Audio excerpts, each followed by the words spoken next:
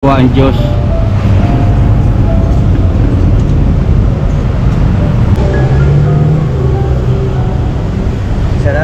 Maraming salamat po sa inyo. Sana marami po kayong matulungan na tao. Hindi ka namin kakilala.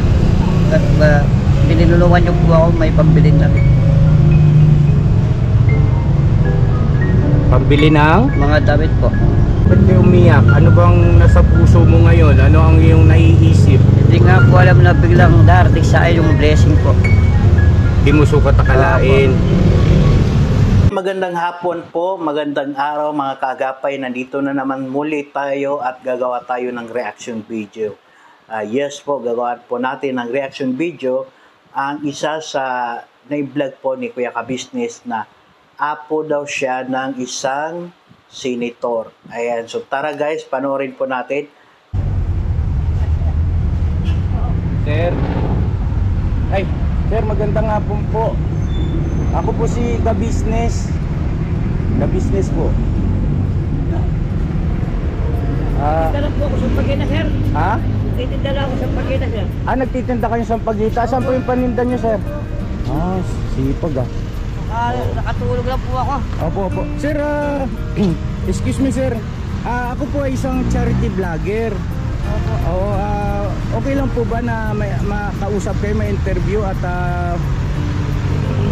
may vlog, may video po? Okay lang po ba sa inyo? lang po, nagulat lang po ako. Nalo ko. Sir, nga po pala, anong pangalan niyo po, sir? Masayahin siya. Alfredo po. Alfredo, si Kuya Alfredo. Ilang taon na po si Kuya Alfredo? 36 po. 36. Ay, bata pa. Oo. Bali dyan siya nagtitinda sa 36 si tabi Kuya ng Jollibee. Alfredo. Ano pong apelyido niyo po? Hindi ko alam kung saan Jollibee Ople. ito. Ople. Sikat na apelyido yan eh, no?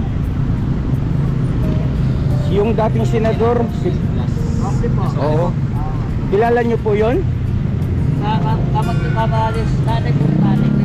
Ha? Tatay po ng tatay ko, dating may pera kayo, wala na po kami pera. Tatay ng nanay mo? Tatay ko po. Sigurado po kayo, sir? Opo. Pasensya na po kayo ha sa aking mga tanong at syempre. Mas maganda naman po yun, nagulat lang po ako, alam ko ano eh. Opo. Ayun na. Tatay po ng tatay ko. Tatay ng nanay niyo po. So ibig sabihin na po kayo ni Senador Blas Ople? Opo po. Oo, matindi.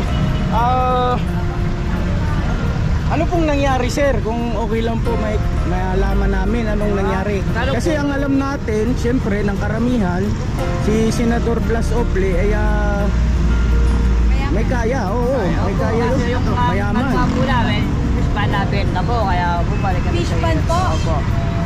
Ano po nangyari? Nabenta po yung fish pan namin, bata pa po ako. Tapos po, Bumalik po kami sa hirap po. pero buhay pa po yung nanay niyo po, tatay. Wala na po. Parehas wala na. Opo. Parehas patay, ganon? Opo, kaya nagsasarili sa ano po. Para may pagkain po araw-araw. So ito yung paninda ni Kuya Alfredo, Sampaguita. Oo. Maliban lang dyan yung ano Kuya daw Alfredo, niya, ano po po yung kabuhayan. ano pa po yung hanap buhay niyo po? Nag-ano na daw po. siya na Yan lang. parking. At saka yung sa gabi nagpa-parking kayo, no? O kasi siya yung nagpa-park sa amin dito eh.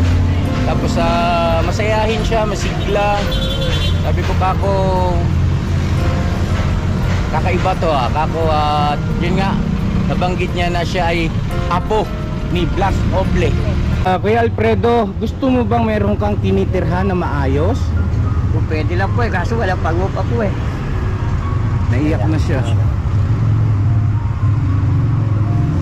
Pero pangarap mo rin yun, Kuya Alfredo, na sana dumating isang araw meron naman akong inuwian, meron akong tinutulugan na maayos, para hindi lang dyan sa bangketa ng Jollibee. Kung mayawa po yun. May awa ang Diyos.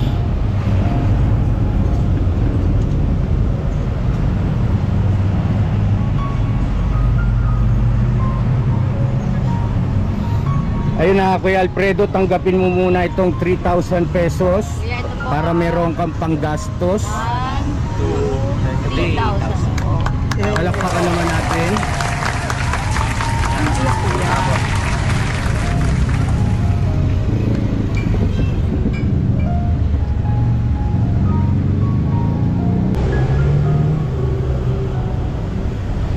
Maraming salamat po sa inyo. Sana marami po kayong matulungan na tao. Hindi ka namin kakilala. Sinasabi natin At na binilulungan niyo po masaya ako may tayo pambili tapos na napapayak tayo. Pambili ng mga damit po. Nararamdaman. damit. At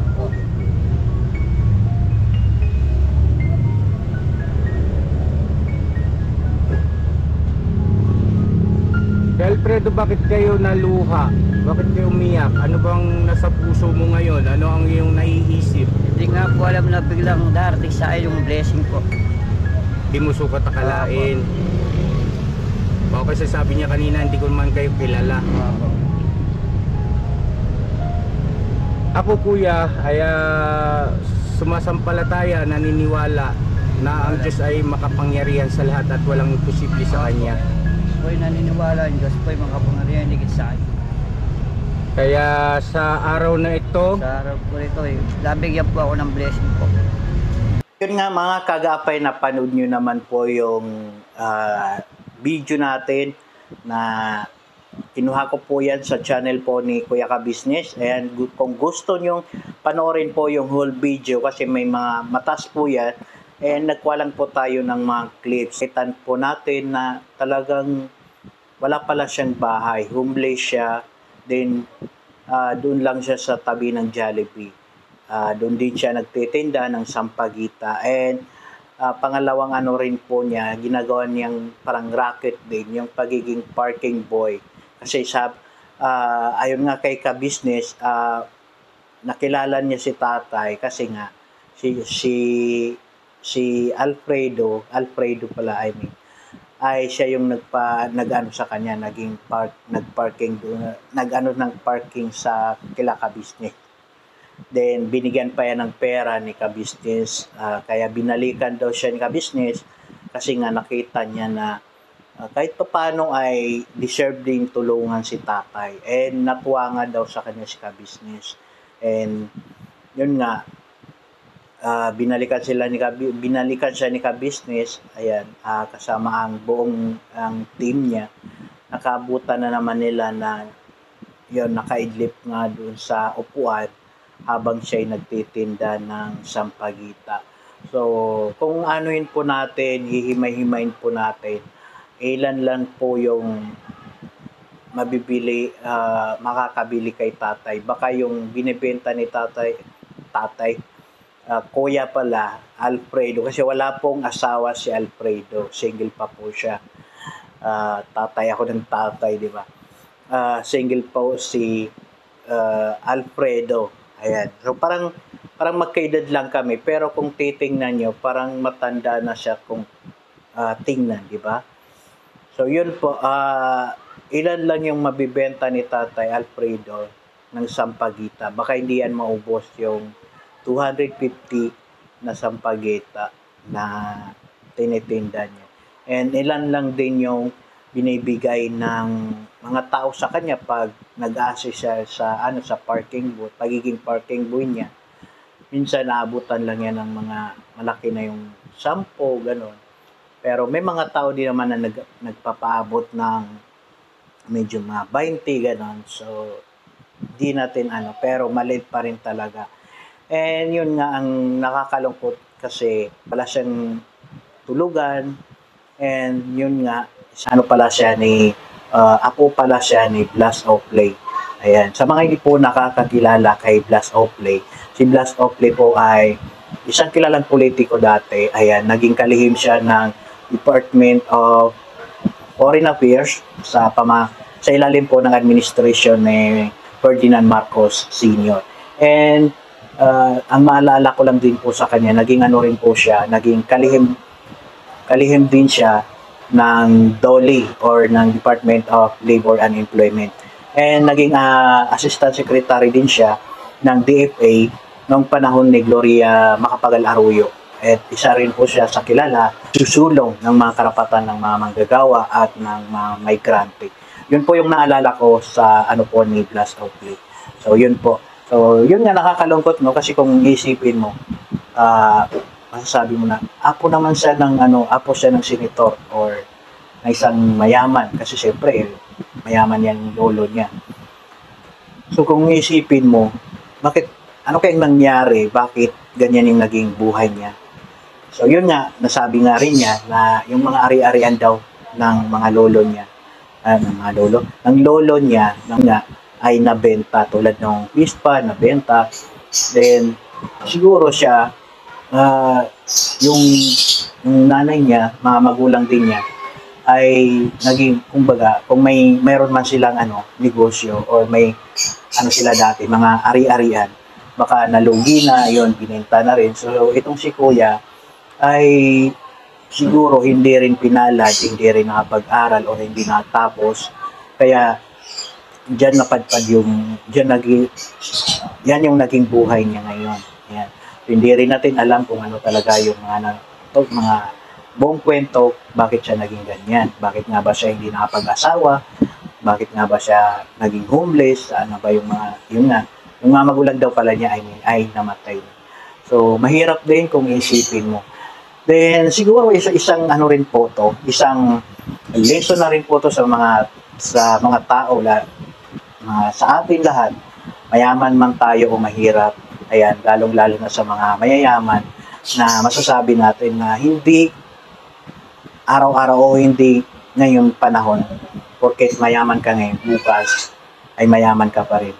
Nandyan yung mayaman ka ngayon, bukas hindi natin alam, baka yun nga, bumagsak ka, yun, sa mga susunod pang araw.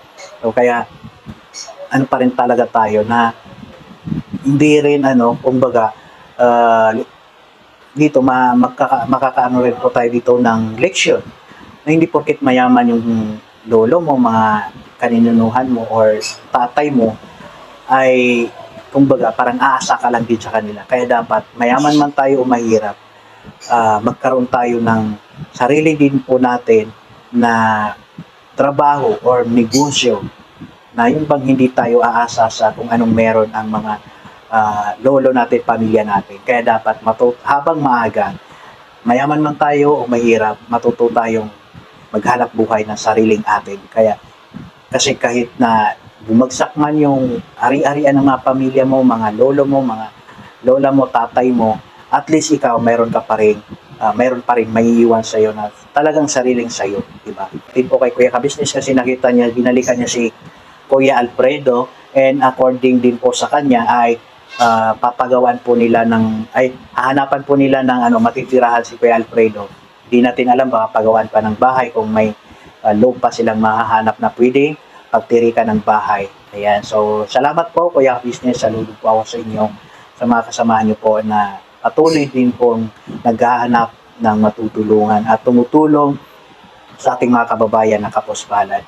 And salamat din po sa ating mga viewers. Ayan, maraming salamat. And patuloy niyo pong i-share ang ating mga video. At sa mga hindi pa nakasubscribe po sa Kaagapay, pakisubscribe po Kaagapay. And sa aking mga kasamahan din po sa Team Daddy Frankie, pakisupport din po siyempre si Team Daddy Frankie, Aling Rochelle, si Boss GB, si Mons Channel, si KG27 TV, si Riz Motovlog, si Sam Motovlog TV, si